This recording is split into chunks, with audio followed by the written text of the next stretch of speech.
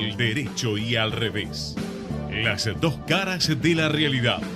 El yin y el yang de los temas actuales.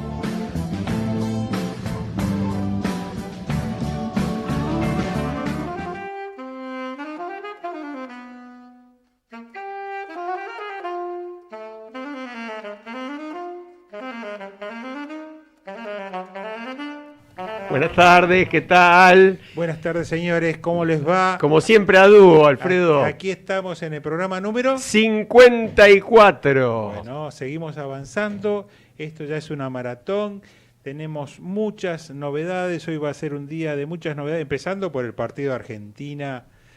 Dios mío, yo iba a hablar del Potro, que ganó por lo menos. Ganó con España. Yo creo que de alguna manera esto implica, no sé, un llamado de atención por lo menos. Sí, qué sé yo. ¿Tenemos que preocuparnos o no nos tenemos que preocupar? 6-1 no es Los poca especialistas cosa. hablan de hay que entrar en pánico. Y bueno, por en suerte, pánico no sé. Por suerte el fútbol o el deporte no es nuestro tema. Claro, afortunadamente. Además ganó del Potro, digamos eso también. Sí, Está sí, 3 partidos de ser número 3 del mundo. ¿Entró en cuartos de final? Cuartos de final. Muy bien, sí, señor. espectacular. Esperemos que termine y llegue otra vez, porque ya se está tentando para el tercer puesto en el ranking mundial. El más ¿no? alto de toda su carrera. Está en el quinto y va por el tercero. Sí, Así señor. Que, Sí, señor. Qué grande, qué deporte el tenis. Ahora, antes de seguir, agradezcámosle a Gerardo Subirana, como siempre, con su inefable simpatía y buena onda. Claro que sí. Y a Fede Politi, nuestro productor, que no nos deja solos. Siempre firme, siempre apoyando. Bueno, ¿qué tenemos? Hoy tenemos un lindo programa, tranquilo, pero con bastante contenido. Bueno, lo estamos esperando a Carlos Damín, uno de los invitado. más destacados especialistas Esperemos en que no toxicología. haya tenido un llamado de urgencia, porque al ser un médico Tal cual. todo es posible. Tal cual. Pero bueno, lo prometido es que va a estar con nosotros el jefe de toxicología del Hospital Fernández, que así es. En minutos más supongo estará por aquí, y si no veremos cómo nos arreglamos, pero la expectativa es muy grande. La gente que se ha enterado anticipadamente de la visita de este médico, de este especialista, con una enorme experiencia en la materia por estar ya tanto tiempo al frente de este servicio en el hospital, realmente tiene muchas cosas y muchos detalles, muchos secretos para revelar sobre su experiencia. Tal cual. Lo Ahora, yo te propongo, mientras viene Carlos, que en realidad sí. nos dijo que estaba un poquito retrasado, que toquemos un tema. Hay un malestar muy grande en la sociedad con respecto a muchas de las instituciones. Es algo preocupante y algo que nosotros quisiéramos que realmente el malestar se focalice en los defectos y no en las instituciones. En particular me refiero, venimos mencionando hace muchos programas, al bajísimo lugar que ocupa la justicia como imagen en el ranking. Qué enorme. Y esta semana se conoció una noticia francamente desagradable, ¿no? Que es la cantidad de familiares directos de jueces y fiscales muy conocidos que están empleados en la oficina de escuchas. Sí. Oficina de escuchas que, recordémosle a la audiencia, pasó a la Corte saliendo de la entonces CIDE, posteriormente AFI, con la idea justamente de darle mucha mayor transparencia. Pero más allá del tema de la transparencia y más allá de que no necesariamente la presencia de familiares de los jueces tenga que ver con las escuchas en sí, lo que es muy preocupante es que en la justicia no hay un sistema de ingreso a ningún cargo que no sea por relaciones, ¿no? No, sí, es verdad. Y bueno, es un poco lo de siempre. Y esto surge o salta cuando aparecen los problemas, cuando se conocen ciertas irregularidades, de fugas de información, de escuchas que trascienden, cuando deben mantenerse en total reserva, por muchas razones, no solo investigativas, sino cuestiones de privacidad y derechos a la privacidad que tienen las partes en ciertas circunstancias, además de que no se frustren ciertas investigaciones que están en curso. Pero bueno, esto ha ocurrido, viene ocurriendo, claro, uno si lo ves desde el punto de vista periodístico está todo bien porque se entera de las cosas, los ciudadanos quizás también hasta estemos un poco contentos de conocer cosas que se hablan a través de un teléfono que esas escuchas y estas posibilidades de acceder por parte de la justicia a esa intimidad de esas conversaciones telefónicas son al solo efecto de mejorar las investigaciones y conocer la verdad, pero a los fines de los procesos judiciales. ¿Vos te estás refiriendo, por ejemplo, a las grabaciones de las conversaciones de la expresidenta? Sí, por ejemplo, Fernández habrá muchos otros temas, Parrilli, seguro, ¿no? Claro, sí.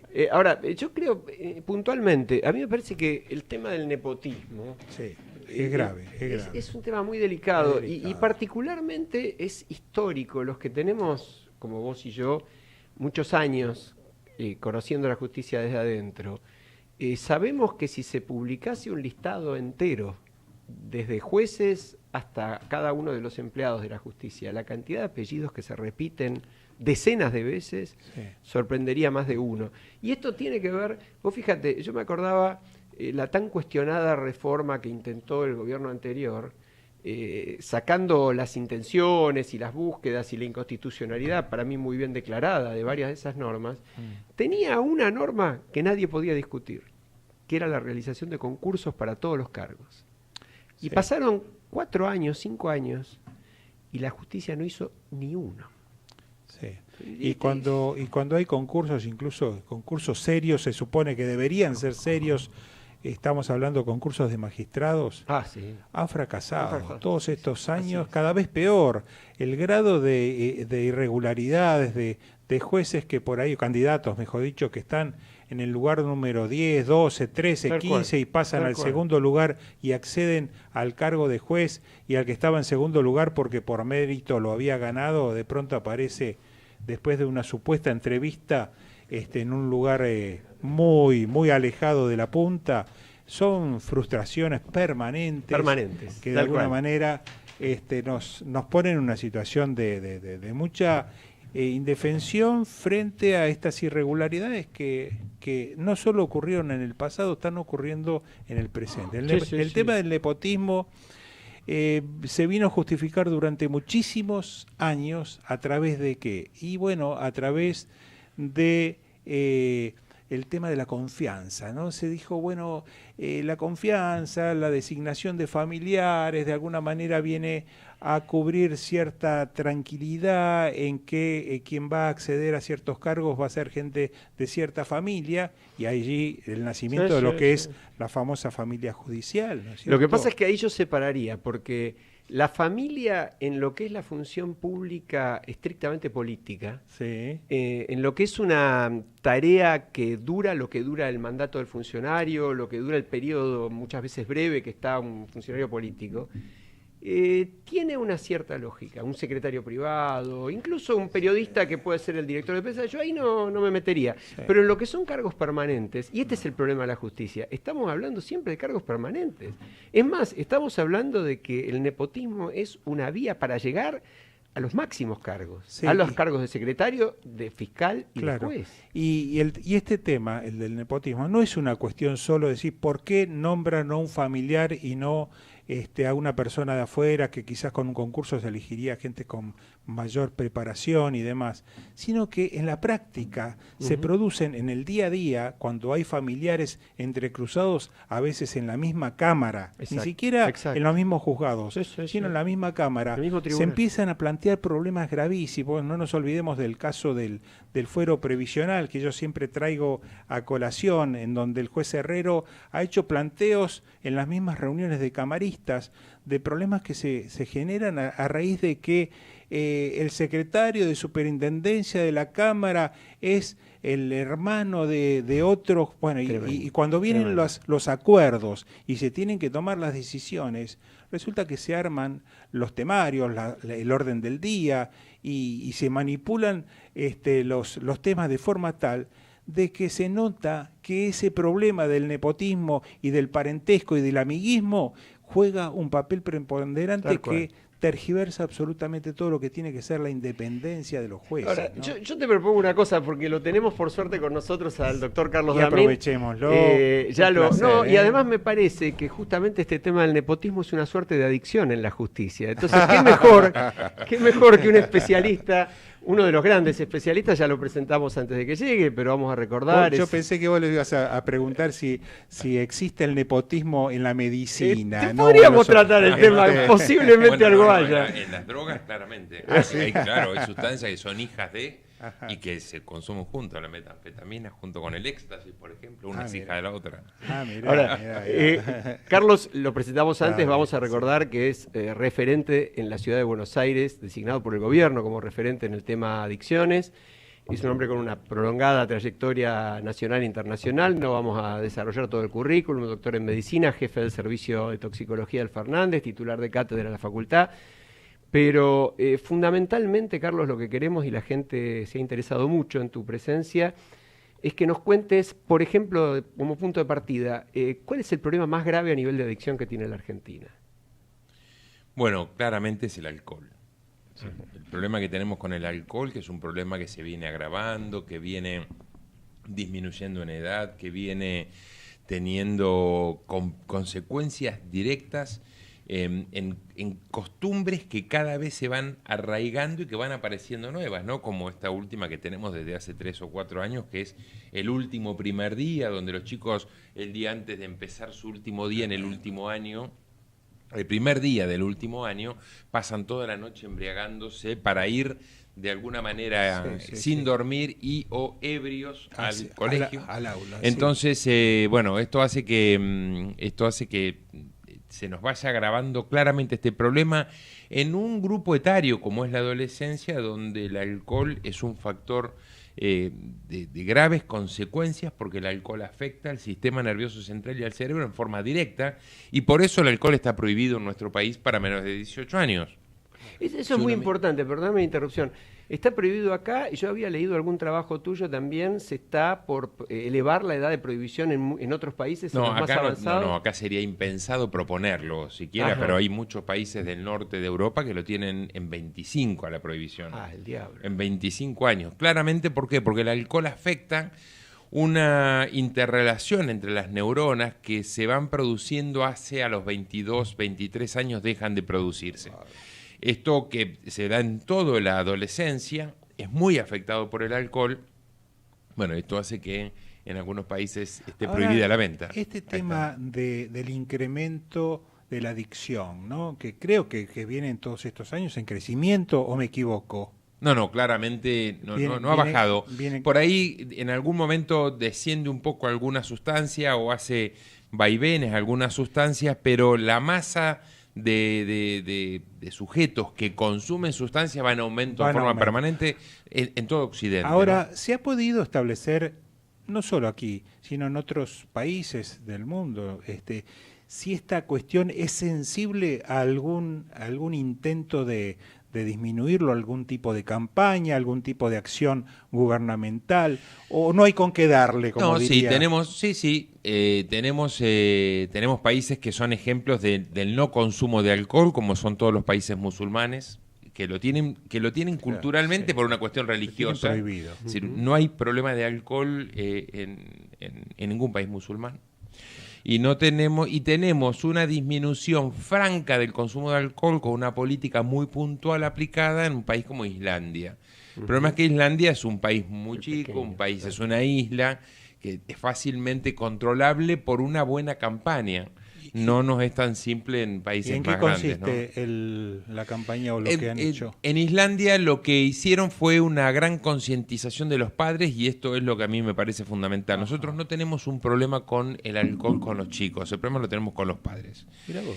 Los chicos son el emergente, los chicos son los que consumen el alcohol, pero el problema lo tenemos con los padres, que banalizan ese consumo, que naturalizan el consumo, que subestiman los efectos del alcohol en el consumo, y que entonces de alguna manera relajan los controles, facilitan ese consumo, y además no tienen en cuenta que los chicos no hacen lo que ellos dicen, sino que hacen lo que ellos hacen. Los chicos copian, no obedecen, no es que simplemente obedezcan. Los padres dicen, no tomes mucho, y el chico lo que hace es repite la conducta de los padres, no escucha el no tomes mucho. Claro. Si en la casa se toma mucho, el chico repite esa conducta.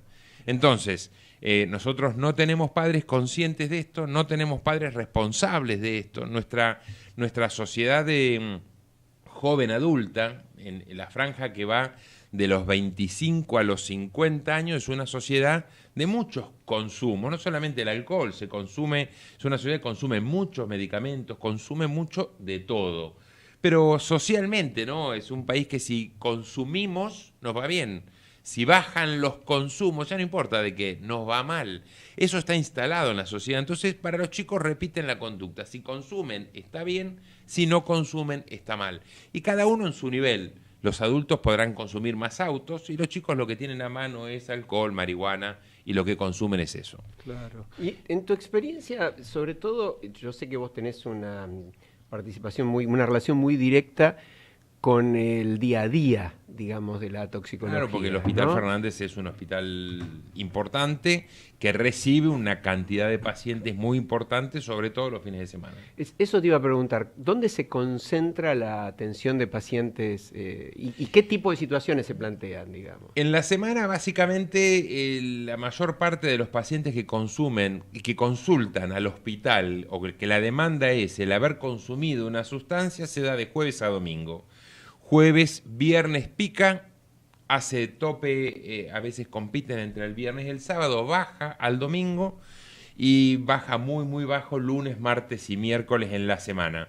Hay variedades. Los viernes, por ejemplo, lo que tenemos es mucho alcohol. Los sábados, por ahí tenemos más consumo de cocaína. Los domingos aparecen más consumos de sintéticas. Esto en términos generales, no es que los viernes una cosa... Alcohol hay casi todos los días de la semana, de estos días, de jueves a domingo, pero estamos viendo últimamente que hay mucho más consumo de sintéticas, éxtasis, metanfetaminas, catinonas. ¿Y hay chicos que llegan los domingos en estado de coma? Sí, eso es muy frecuente.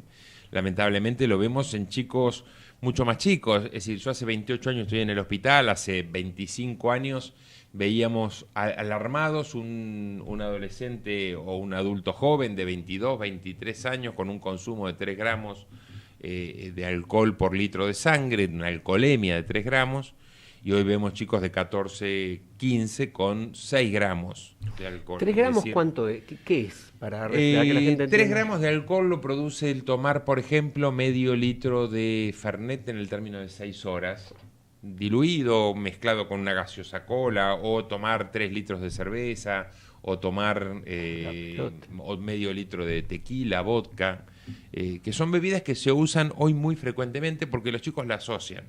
El vodka hace 30 años era una bebida muy exclusiva en algún sector, en algún grupo, pero no era algo masivo. Hoy el vodka mezclado con un jugo lo consumen todos los adolescentes, o gran parte de los adolescentes, igual que el tequila, igual que la cerveza, y bueno, entonces hemos visto a lo largo del tiempo disminuir la edad con concentraciones mucho más altas, ¿no? Qué bárbaro. ¿Y desde qué edad podés decir que arranca? La edad de inicio nosotros la tenemos ubicada alrededor de los 13 años y medio, es el promedio que tenemos. Hemos tenido chicos intoxicados de 12 años, lamentablemente se está imponiendo la moda de festejar el egresar de la escuela primaria con alcohol. Entonces, bueno, cuando terminan los chicos la primaria, hemos tenido casos de intoxicados con alcohol en el hospital. Pero teniendo en cuenta que los que llegan al hospital son cuadros o de gravedad o que los que están con el intoxicado consideran que es de gravedad. Por ahí el chico no está tan grave, pero no lo ven bien y lo llevan. Tenemos que tener en cuenta todos aquellos chicos que se alcoholizan y lamentablemente porque se subestima, dicen déjalo dormir. Esto realmente muchas veces ha generado complicaciones porque en el déjalo dormir puede haber una complicación del alcohol que pasa desapercibido porque creen que es simplemente sueño, lo dejan dormir y terminaban en un coma, por ahí muchos casos con traumatismo de cráneo, con alteraciones neurológicas, que no era simplemente un coma o simplemente, que no era solamente un coma por alcohol, sino que era un coma por alcohol con un agregado de otra cosa que se complica con el paso de las horas, ¿no? Ahora, hay un momento o un estado, porque yo creo que se empieza tomando, yo no sé cómo es exactamente, pero te hago la consulta. Empieza tomando, por ahí se hace un uso digamos, de este hábito de tomar, después se empieza tomando como costumbre y en algún momento se transforma en algo ya inevitable, ¿no? Que no lo puede de alguna manera refrenar aquel que ya que adquirió el vicio. ¿Cuál sería el momento de ese proceso, si ese sería el proceso, el momento del proceso donde sería importante una intervención fuerte de algún tipo como para volver para atrás, donde todavía el tema pudiese ser reversible y curable, si se entiende que esto puede ser una enfermedad? No sé si hay un punto de inflexión. Los consumos problemáticos, nosotros hablamos de consumo problemático porque hablamos de uso de sustancias donde consideramos que la Organización Mundial de la Salud considera que el uso de una sustancia no es un consumo problemático. Y a partir de ahí va avanzando en abuso y dependencia de una sustancia. Cada sustancia tiene un punto particular. Por ejemplo, hablar de uso de Paco es muy difícil. Normalmente del Paco se usa un par de veces y rápidamente se transforma en un abuso y en una dependencia. El alcohol es una de las sustancias donde la mayor parte de las personas hace uso. Uno toma un poco de vino con un asado y hace uso. ¿En qué momento se hace abuso? Bueno, nosotros decimos que el abuso empieza cuando empieza a haber manifestaciones evidentes por el uso. Digamos que alguien usa una bebida alcohólica y empieza a tener signos de ebriedad, eso ya es abuso. ¿Sí? Y esos signos de ebriedad pueden ir desde el aumento de la base de sustentación. Mirá, cuando la gente, si uno se da cuenta que se para y tiene dificultad para mantenerse parado, precisa un punto de apoyo, es decir, precisa un tercer punto. Eso digamos que es un signo claro de ebriedad. Y además, bueno, médicamente hay muchos para encontrar, la palabra escandida, la marcha zigzagueante, es decir, hay otras cosas que uno puede evaluar que esto ya es un cuadro de ebriedad, esto ya es abuso. Depende de aquella persona que no puede dejar de consumir, porque si deja de consumir una sustancia, aparece un problema. Claro. Por ejemplo, alguien que consume mucho alcohol desde hace muchos años, consume alcohol y está bien. Pasan 8 o 9 horas que no consume alcohol y empieza con temblor. Es el típico alcohólico o etilista crónico que a la mañana se despierta y tiene temblor y que calma con el alcohol. Correcto. Eso es una dependencia, es decir, cuando el cuerpo sin la sustancia manifiesta un problema que calma con la sustancia. Claro. Esos son signos claros de dependencia. ¿En qué momento se puede volver? Bueno, nosotros estamos convencidos que de cualquiera de todos los puntos se puede volver. ¿Sí? De cualquier punto se puede tratar. El tratamiento no es el mismo. Una buena noticia. Sí, es muy buena. No es el mismo, claramente. En algunos casos se requerirá una intervención mayor, en otros casos menor, y en otros casos una simple advertencia puede cambiar la conducta, porque todavía no está constituido como enfermedad y no es más que una conducta de exceso o de que frente a la advertencia se puede correr. Correcto. Igualmente me parece válido aclarar que uno no encuentra en un adolescente un alcohólico. El alcoholismo, la enfermedad de alcoholismo requiere de muchos años para generarse y un adolescente no tuvo esos años. Por lo tanto, es muy raro que un adolescente esté más allá de la categoría de abuso del alcohol. Ahora, en ese sentido, vos hablaste de algo que me parece muy importante y que yo lo escuché muy poco, que es el tema del daño neurológico. Porque acuerdo con que, al menos en mi experiencia, hay una subestimación, sobre todo de parte de los padres, a punto tal que en general los padres es como que quieren tenerlo más cerca al hijo. Entonces dicen, bueno, la previa, por ejemplo, del sábado, o esta historia del último primer día. Y prefiero que lo hagan en casa, porque es una manera de tenerlo contenido. Eso es un disparate, porque es enseñarle al hijo a violar la ley. La ley es muy clara y dice, no se le puede vender ni suministrar alcohol a un menor de 18 años. Un padre que dice, yo te lo compro, porque el chico no puede, o mejor hagámoslo en casa, o te compro de mejor calidad porque prefiero que tomen del bueno y no cualquier cosa. Claro. Bueno, está cometiendo un delito, en rigor de verdad. Básicamente, sí, es más una una infracción, infracción que un delito, Sí, podríamos decir, pero claramente yo creo que es más grave lo que le está enseñando al hijo que la infracción que está cometiendo. Lo que pasa es que yo iba a que vos agregaste una cosa muy delicada que yo diría que el 90 o 95% de los padres no sabe. Vos hablaste de daño neurológico. Bueno, por ¿Qué eso hace no sé si falta? vieron, hay una campaña que yo presido una fundación que se llama Fundar Tox, que junto con otra que se llama Fundación Padres y con otra que se llama El Reparo, colaboramos con el Consejo Publicitario Argentino y se lanzó el 15 de marzo una campaña realmente muy, muy buena que se llama Chicos sin Alcohol, que está en este momento reproduciéndose en televisión y hay una campaña gráfica al respecto y que la verdad que apunta puntualmente, apunta a esto, apunta a tratar de concientizar a los padres. Es una campaña dirigida a los padres donde dice: el chico es un chico, no te olvides que sigue siendo un chico aunque tenga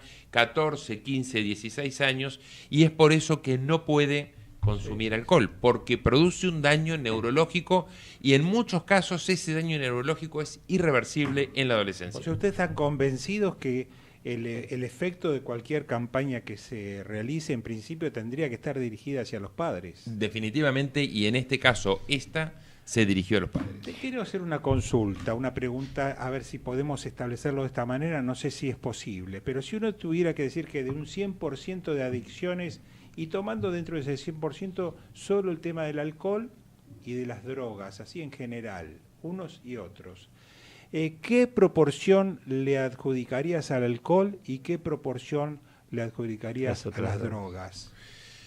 Bueno, es una pregunta que tiene muchas respuestas. Podríamos tomar, por ejemplo, alguna. La Organización Mundial de la Salud tiene como datos que en todo el mundo se mueren alrededor de 6 millones de personas por año por enfermedades relacionadas al tabaco, 5 millones de personas por año por enfermedades relacionadas al alcohol y 250.000 por enfermedades relacionadas a sustancias ilegales. Es un dato. Es un dato. Sobre todo me impresiona, el dato que más me impresiona es el porcentaje de alcohol en relación al tabaco. Yo creí que era mucho mayor el del tabaco. No. Vos estás diciendo que es casi igual. Lo que pasa es que al alcohol hay que cargarle, que nosotros no lo hacemos, yo creo que intencionadamente, porque no queremos hacer la relación. Claro. Pero cada vez que nosotros estamos en el hospital y vemos que llega un accidente de tránsito, el 33% de los accidentes de tránsito se producen por alcohol. Claro. Lo que pasa es que incluso cuando hay una muerte por accidente de tránsito, se la carga el accidente de tránsito, estadísticamente. Pero el 33% de las muertes provocadas por accidentes de tránsito las produjo el alcohol. Deberían cargarse como muertes por alcohol, no por accidentes de tránsito. Claro. Entonces, digamos que tenemos un impacto muy grande del efecto del alcohol tomado irresponsablemente. A ver, yo no es que soy un abstemio, es decir, a mí me gusta tomar alcohol. Claro. La idea es tomarlo responsablemente, pero no podemos hablar de consumo responsable de ninguna manera en un adolescente, porque la ley dice que está prohibida su venta. Por lo tanto, es consumo responsable de 18 años en nuestro país, de 18 años para arriba. De 18 para abajo no hay consumo. No hay conciencia en la sociedad de esto. Con toda sinceridad, yo sabía lo que Carlos está diciendo, pero así no lo he podido plantear nunca. Y la verdad es que uno tiene alrededor a cualquier cantidad de chicos que, bueno, ya está, 16, 15, 16, una cervecita, una... Claro. Está instalado, lamentablemente, eso sí. Y es muy difícil desinstalarlo. En Islandia, para cerrar aquella pregunta que nos quedó medio abierta, lo que hicieron fue esto. Ajá. Tomaron a toda la población, tiene una población de 250.000 habitantes, un país pequeño para nosotros, y lo que hizo fue aplicó una política muy grande dirigida a los padres para concientizarlo, subió a 25 la venta y se cumplió. Mirá. ¿No? Se cumplió. Es decir, hay muchas cosas que se podrían hacer, pero que son muy difíciles porque, la presión de la industria licorista o cervecera o la presión del vino. Ustedes no saben, en la ciudad de Buenos Aires logramos prohibir la publicidad de alcohol en la vía pública. El estado de Mendoza, el gobernador de Mendoza en persona se vino a Buenos Aires para encontrarse con el jefe de gobierno de la ciudad de Buenos Aires, porque estaban pero muy enojados con la ley. Empapeló el gobierno de Mendoza la ciudad de Buenos Aires con carteles que decían: el vino es la bebida nacional menos para los porteños. O sea, digamos que el enojo por la simple limitación de la publicidad en la vía pública fue muy grande.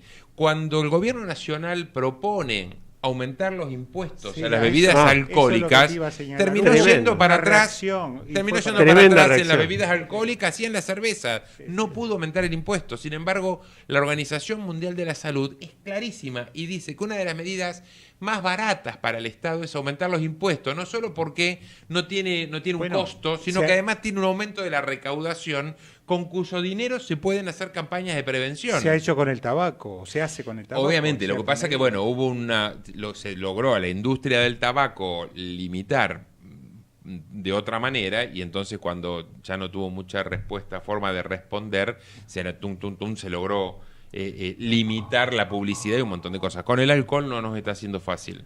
Bueno, vamos a ir, yo te voy a plantear una pregunta, pero la vas a responder, si es posible, después de la pausa, que la vamos a tomar ahora por un pequeño, unos minutos nada más. Una cosa que yo me planteaba, porque a nosotros nos preocupa, es decir, cuando hablamos de cuestiones de drogas, pensamos en los narcotraficantes, pensamos en el crimen organizado, en la forma en que se produce la droga, llega desde su origen la pasta base, si se trata de cierto tipo de drogas, luego se hace la fabricación, la producción y se termina distribuyendo en el mercado, como una de las tantas formas. Entonces se apunta hacia localizar los movimientos hasta financieros, si se quiere, de los criminales y tratar de neutralizarlos en su origen, en las cabezas, en donde están aquellos que toman las decisiones y ponen en marcha el negocio, entre comillas. Bueno, esto en el tema del tráfico de drogas. Ahora, no tengo tan claro cómo esa figura la podemos trasladar, por ejemplo, a la problemática del alcohol. Ya tiene 80 años de evolución eso. Llegamos tarde. Y la ley seca fue una respuesta equivocada inicialmente al control, y que lo único que hizo fue aumentar el tráfico. Ahora vos estás... y las muertes. Las señas desesperadas de Fede. Al final viste la respuesta. Nos obligan a ir al corte. No importa, vamos a seguir con pero podemos hablar a la vuelta. Dale, a la vuelta. Vamos al corte. Ecomedios.com AM1220. Estamos con vos. Estamos en vos. Descarga gratis de tu celular la aplicación Ecomedios. Podés escucharnos en vivo, informarte con las últimas noticias y entrevistas en audio y video. Búscala y bajate la aplicación Ecomedios. Podés vernos en vivo en ecohd.com.ar. Conectate con nosotros. Contestador 5-254-2353. Salí de estreno con Personal y llévate un Moto C Plus a 3.999 pesos o un Samsung Galaxy J2 Prime a 3.999 pesos en 12 cuotas sin interés. Además, con Club Personal podés canjear tus puntos por vouchers de hasta 2.000 pesos de descuento. Internet para que todo suceda. Personal. Más información en personal.com.ar.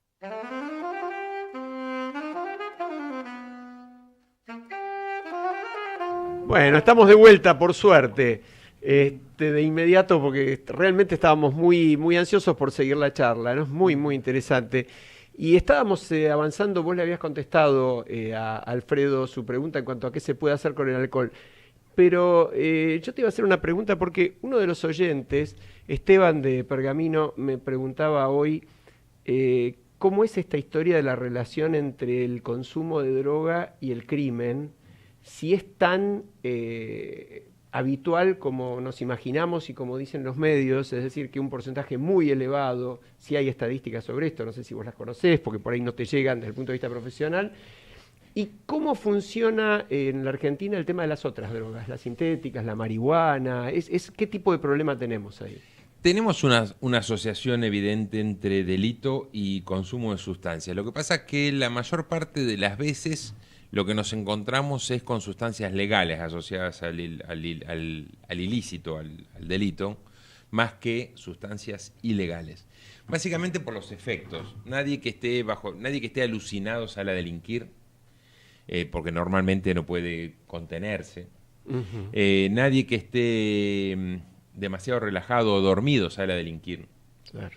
Entonces, y bueno, puede salir a delinquir alguien que esté absolutamente desorientado temporoespacialmente, como nos gusta decir a los médicos, y nos encontramos con cuadros de alteraciones mentales importantes, como por ejemplo esta sustancia que hablábamos, que se le dio en llamar la droga caníbal, por ejemplo, que en realidad no es que la droga sea caníbal, sino que lo que genera son alteraciones mentales muy graves, y que entonces se puede cometer un delito, pero porque tenemos a alguien fuera de control. El delito analizado, pensado, el delito, el robo, el secuestro, el robo a mano armada, el asesinato por una billetera, normalmente nosotros lo vemos mucho más ligado al alcohol y a los psicofármacos que a las drogas ilegales.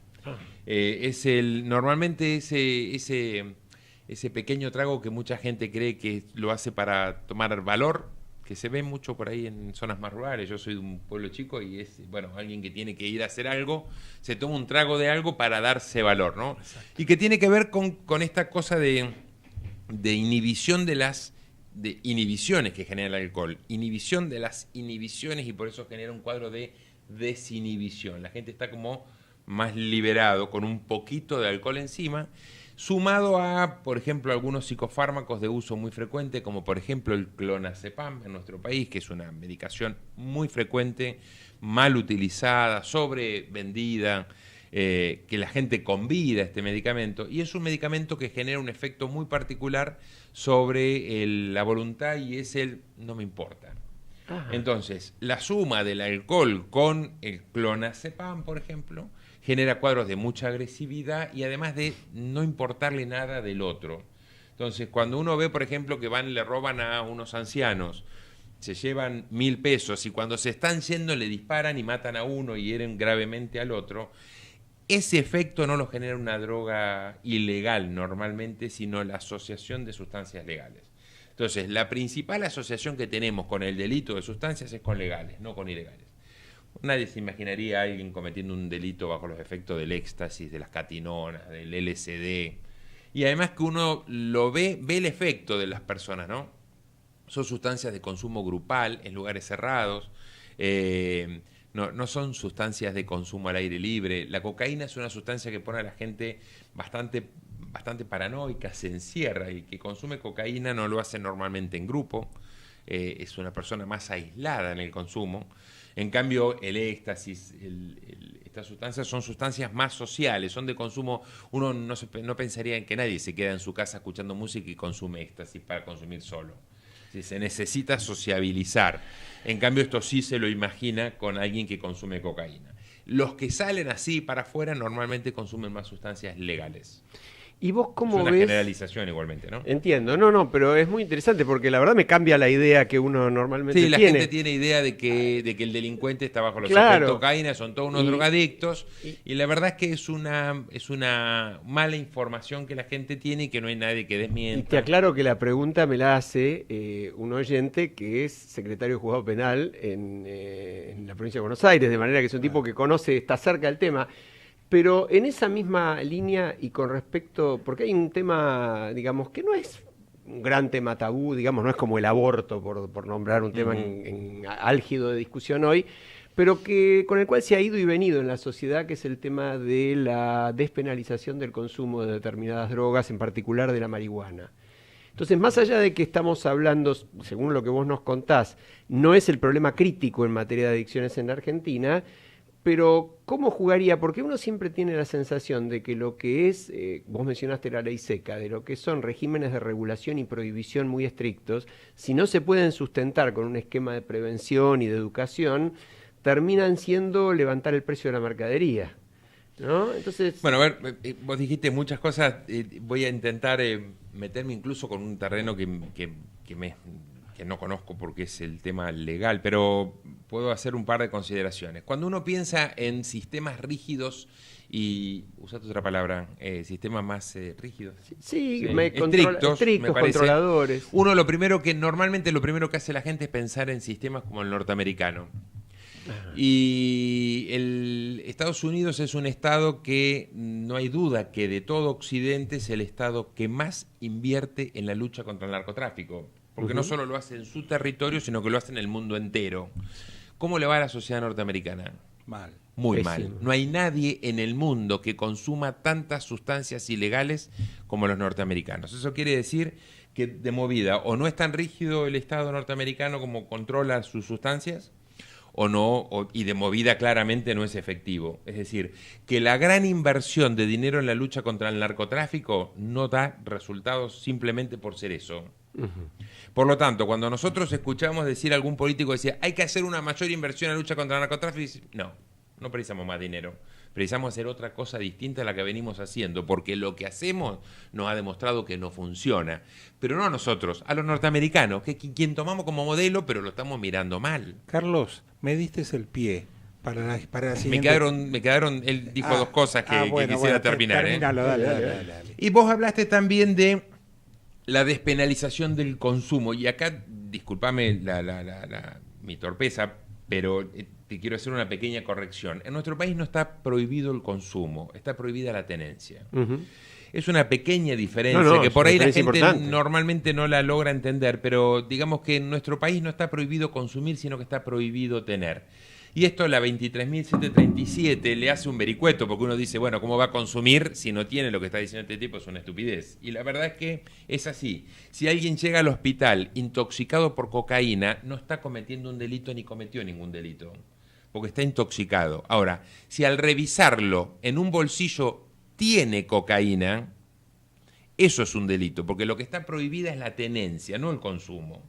Por lo tanto, cuando se habla de despenalizar, no se habla de despenalizar el consumo porque el consumo nunca estuvo penalizado. Pero la tenencia para el consumo también está penada. Sí, claro, la 23.737 dice que independientemente de la cantidad... Pero después de la jurisprudencia de la Corte... No, pero eso se aplicó a un solo caso y no todos los jueces lo adoptaron. Es cierto que no, sí, es cierto que no es unánime. Generó una confusión. Y ahí generó un poco de confusión. La verdad que la acordada de la Corte del 2009 en el... un fallo Arriola, sí. La verdad que sentó una buena jurisprudencia que el Congreso debió haber tomado rápidamente para hacer una ley nueva. La verdad que nosotros desde ese momento tenemos un agujero en la ley porque tenemos un párrafo del el segundo párrafo del artículo 14 de esa ley está declarado inconstitucional y por lo tanto debería el Congreso haber hecho una ley nueva. Y entonces lo que pasa es que no hay ningún partido político que esté dispuesto realmente a hablar pagar el costo. de hablar de la despenalización, o a mí me gusta mucho más hablar de lo que es la regulación como lo hizo Uruguay, ¿no? Ajá, Uruguay no es un sistema de despenalización. A ver, de los países latinoamericanos el único que tiene penalizada la tenencia somos nosotros, no hay nadie más que la tenga penalizada. Nosotros, los rusos, los norteamericanos, los chinos y no muchos más. Es decir, todo el resto tienen despenalizada la tenencia. Ningún país de América Latina alguien lo mete preso por un porro de marihuana como acá. Que acá por ahí tampoco ocurre frecuentemente, pero la ley dice que debería ocurrir. El tema es si lo podés ir a comprar, ¿no? Porque en Uruguay lo podés ir a comprar. Bueno, como ellos regularon la venta, ahora el Estado produce la marihuana, se vende en una farmacia y la gente libremente puede ir a comprarlo. ¿Y cuál es tu opinión sobre esto? A ver, era lo que decía recién, ¿no? Si nosotros hacemos más de lo mismo, vamos a obtener el mismo resultado. Hace 100 años, o por lo menos desde el año 61, que venimos regulando y la verdad que nunca nos funcionó bien. Es una prueba, una experiencia. Vos hablaste del alcohol, la verdad que cuando el alcohol pretendió prohibirse, aumentaron las muertes. Tuvo que volver a legalizarse porque aumentaron las muertes con la prohibición. Las muertes por alcohol, por la intoxicación, porque se lo adulteraba, y aumentó la mortalidad por la venta. ¿Ustedes se acuerdan de Elliot Ness persiguiendo y matando gente por todo Chicago? Bueno, eso quiere decir que algo que estaba regulado y la venta, cuando se lo prohibió, pasó a matar gente, no porque estaban ebrios, lo mataban porque vendían. Tal cual. Bueno, entonces esto nos pasa un poco ahora. ¿Cuántos muertos tenemos por el comercio de drogas? Muchísimos. Y que en muchos casos por ahí ni consumen. Claro. ¿Cuántos muertos tenemos en Brasil, en México, e incluso acá, cuando dicen toman menores de soldaditos, que por ahí esos chicos no consumen la sustancia, Carlos, simplemente la comercializan. Deberías ser abogado vos, porque Me hubiera gustado, no respondiste la pregunta. O sea, la pregunta era concreta, creo yo, y quizás hasta por un sí, un no. Tal vez no corresponde responderla de esa manera, pero la experiencia de Uruguay, ¿vos la ves como una experiencia razonable, positiva? Quizás que haya que esperar el resultado acerca... Sí, definitivamente la veo como algo de positivo. De eso se trata, sí. ¿no es cierto? O sea, lo ves como algo positivo. Sí, y todos mis colegas, o por lo menos todos, no quiero generalizar muchos tampoco, especialistas la opinan gran igual. mayoría de mis colegas toxicólogos uruguayos también. Ajá, muy bien. O sea que es un dato interesante Es viniendo de interesante. un especialista como lo sos vos que lidia con este problema. De todas diario. maneras, estoy totalmente convencido que nosotros lo que tenemos que tender es a que la gente no consuma. Sí, claro. Que son dos cosas distintas, ¿no? Entonces, y me parece que una cosa no va separada de la otra. Uno tiene que intentar no criminalizar al consumidor, despenalizarle la tenencia, porque no nos sirve meter preso a alguien que simplemente tiene. Por supuesto que, es decir, en este régimen tenemos que seguir penalizando la tenencia para venta, la comercialización, que es otra cosa. Pero la tenencia para el consumo, lo único que para la tenencia para consumo personal, lo único que hace es estigmatizar y criminalizar si la tenemos prohibido. Y lo que tenemos que lograr es que esa persona, con buenas campañas de prevención, no consuma. Ahora, si consume, lo que tenemos que hacer es darle la oportunidad de que se trate, si es que está enfermo. Te hago una pregunta. Si se creara, esto es un supuesto, ¿no? Se creara un ministerio de lucha contra las drogas y el alcohol. No, un ministerio no tenemos, tendremos una secretaría. No precisamos más ministerio, tenemos bueno, una secretaría con rango de secretaría de pero, Estado. Pero no termine la pregunta. Y depende directamente y la del persona que presidente. se designa es al doctor Carlos Damín, ¿no es cierto? Ahí esa parte no la esperabas. ¿Cuáles serían una o dos medidas iniciales importantes que vos pondrías en marcha? Yo le pediría compartir el presupuesto destinado al tema drogas que tenemos en el país. De todo el presupuesto del tema drogas, yo prefiero hablar de sustancias. Cuando uno habla en drogas, saca el alcohol y los medicamentos de adentro y no está bien sacarlos. Cuando uno habla del tema sustancias, el dinero destinado en Occidente, se destina el 95% de ese dinero a luchar contra el narcotráfico, es decir, a luchar contra la oferta. Y solo el 5% a luchar contra la demanda. Lo que yo diría y le diría al presidente, deme la mitad del presupuesto que le dan al ministro de Seguridad, que yo me voy a encargar de hacer prevención. Yo perdóname, pero Lo que pasa es que por ahí vamos a romperle el negocio a algunos. Utilizando el estilo... Perfecto. Utilizando un estilo televisivo muy conocido, te voy a pedir que repitas esos números. Porque verdaderamente, es decir, 95% se gasta en el combate. En el combate, es decir, en la lucha contra la oferta. Nosotros lo que contra la oferta. El Occidente lo que quiere es que la gente no consuma porque no haya. Claro. ¿Sí? En cambio, creo que la mayor parte de los que estamos somos agentes de salud, lo que queremos es que la gente no consuma porque no quiere, no porque no hay. Es buen planteo. Muy interesante. Entonces, para eso tenemos que hacer muy buenas campañas de promoción de hábitos saludables y de prevención del consumo. Después, si hay, que haya. Sí, si hay. Y además con eso obviamente desarticulás el negocio. Yo por eso estoy de acuerdo con vos, que Obviamente. la oposición... Bueno, vos acabas de decir hace un rato, cuando se combate mucho, lo que hace es aumentar el precio. Sí. La oposición contra esto, increíblemente, los que primero querrían sacarlo a Carlos del ministerio que vos le diste, son los narcos, porque estaría afectando seriamente el negocio, ¿no? Ni hablemos también de gente como no voy a pero habría que contratar de Mendoza, unos cuantos guardaespaldas, ¿no? Ahora, te vuelvo un poco porque me pareció muy, muy impresionante también otra cifra que diste, y es esta de que mueren por año 6 millones de víctimas directas del tabaco y 5 millones de víctimas directas del alcohol, que como bien decías, me parece que sería una cifra enormemente mayor si pudiéramos incorporar, por ejemplo, los resultados de las muertes por accidente de tránsito. Esto me lleva a una muy breve reflexión. Nosotros lo tuvimos hace una semana o 2 semanas con nosotros al presidente de la Comisión de Reforma del Código Penal, al doctor Borinsky, camarista de casación. Y entre los cambios importantes que él nos mencionaba para la gente, que les interesa, al común de la gente le interesa, hablaba de un agravamiento muy, muy duro de las penas por accidente es decir, por homicidio culposo cometido en virtud de accidentes de tránsito para quien conduzca borracho, drogado, bueno, por supuesto con un exceso de velocidad importante respecto a la máxima permitida, cosa que en general también está, por lo general, vinculada con el alcohol. Es decir, ahí estamos hablando de más de 7.000 muertes por año en la Argentina. La cifra, además, más importante de muerte violenta. En tu experiencia vos hablaste de un 33%.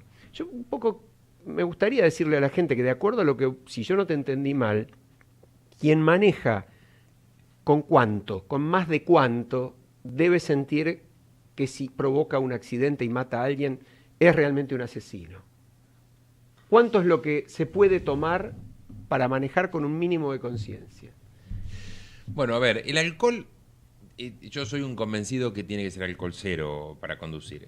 Estoy convencido de eso, aunque bueno, empiezan las disquisiciones técnicas y bueno, el alcohol cero es muy difícil confirmarlo, si las máquinas tienen un 0,01, 0,02, entonces empezamos con problemas.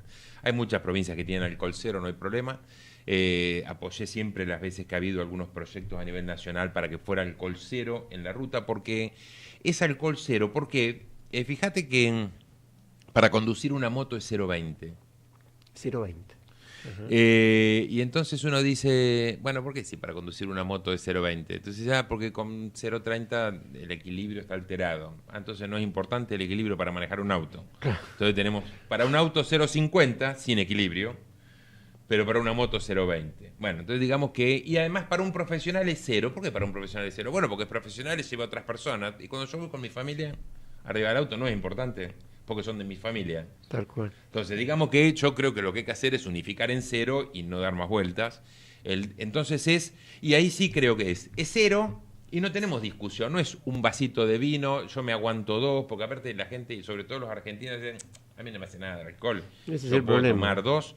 Y además no entendemos, ¿no? Gran parte de las muertes que se producen en los accidentes de tránsito porque la gente sigue sin ponerse cinturón de seguridad. Y a ver, ya no se sabe más de qué manera. Entonces yo creo que las multas por ahí son un camino, sin ser un convencido de que la cosa punitiva o por exagerar penas se evitan delitos, ¿no? Me parece que igualmente precisamos grandes campañas, que es lo que no tenemos. No tenemos campañas de hábitos saludables. Los argentinos no nos cuidamos. No tenemos hábito de cuidarnos y no tenemos hábito. Como no tenemos hábito de cuidarnos, no transmitimos hábitos de cuidarnos. Entonces, es decir, eso nos falta. Yo ¿Cuánto creo es que 0,2? ¿Cuánto es 0,2? ¿Qué cantidad de vino, qué cantidad de cerveza? Una copa de vino. Una copa de vino es 0,2. 0,2. Sí. Es decir, que el 0,5, que es la cifra... 2 vasos de cervezas están por encima de 0,2. Ajá. Sí, 2 vasos de cerveza están por encima, 3 vasos llegan a 0,5. Así que sí, no es, y ni hablar con una bebida blanca, ¿no? Claro. O Fernet, en nuestro país la bebida, algunas marcas de Fernet siguen siendo aún, porque le cambiaron la concentración al Fernet de alcohol, era de 43 grados, lo pasaron en algunas marcas a 39. El Fernet es la bebida alcohólica de mayor graduación que teníamos en el país. Ahora ya no, sigue siéndolo las bebidas destiladas como el whisky, tequila, vodka, que suelen ser las más fuertes, junto con el Fernet que tiene 39, ¿no? Ahora el Fernet es una de las cosas que más consumen los chicos, ¿no? Sí, porque además creen que como los mezclan con un poco de una gaseosa cola o el vodka mezclado con las mal llamadas bebidas energizantes, que es otro problema que tenemos grave de consumo y que no creo que haya que prohibirlas y que no creo que haya que venderlas en farmacia y que no creo que... Creo que lo que tenemos que hacer es concientizar a la gente que no tiene que asociarlas con el alcohol para aumentar el consumo del alcohol. Porque si alguien me dice, mira, yo tengo que salir y me tengo que estar despierto por alguna actividad y me tomo una lata de bebida energizante, está bien, no pasa nada, es una lata, la cantidad de cafeína que tiene, taurina, glucurón, lactona.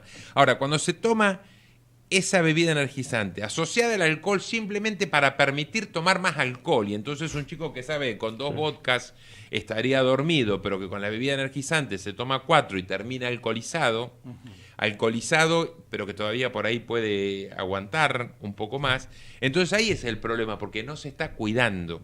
Y para un adolescente tomar 4 vodkas es siniestro lo que le produce en el sistema nervioso central, en el cerebro, en las neuronas. Entonces ahí es lo grave.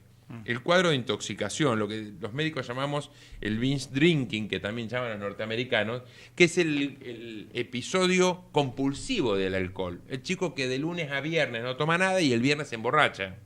Eso es lo dañino para el cerebro. Carlos, casos fatales se dan en el sector que vos coordinás. Por intoxicación directa, por alcohol, no vemos, afortunadamente. Es decir, ¿por qué? Porque llegando a un adolescente, si llega a un servicio y se muere una persona por alcohol, realmente porque no estuvieron a tiempo para hacer las cosas que tenían que hacer, un cuadro de una intoxicación grave por alcohol se la puede tratar y no debería nunca llegar a ser fatal.